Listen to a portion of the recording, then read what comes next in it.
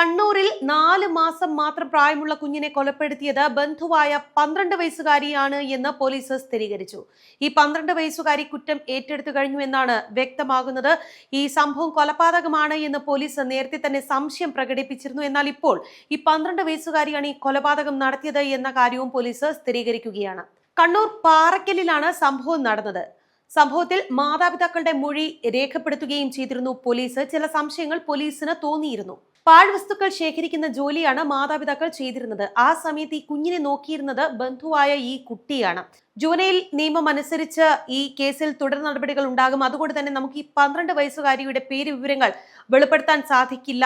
ഈ 4 മാസം മാത്രം പ്രായമുള്ള കുഞ്ഞിന്റെ ബന്ധു തന്നെയാണ് ഈ 12 വയസ്സുകാരി എന്ന കാര്യം മാത്രമാണ് നമുക്ക് ഈ ഘട്ടത്തിൽ തുറന്നു പറയാൻ സാധിക്കുക. തമിഴ്നാട് സ്വദേശികളായ അക്കമ്മൽ മുത്തു ദമ്പതികളുടെ മകൾ യാസികയാണ് കൊല്ലപ്പെട്ടത്. 5 പേർ അടങ്ങുന്ന കുടുംബം പാപ്പിനിശ്ശേരിയിൽ താമസിച്ചു വരികയായിരുന്നു. കുട്ടിയെ കാണാതായതിനെ തുടർന്ന് അന്വേഷിച്ചപ്പോൾ ക്വാർട്ടേഴ്സിന് സമീപത്തെ കിണറ്റിൽ മൃതദേഹം കണ്ടെത്തുകയായിരുന്നു എന്നാണ് മാതാപിതാക്കൾ പോലീസിന് നൽകിയ മൊഴി.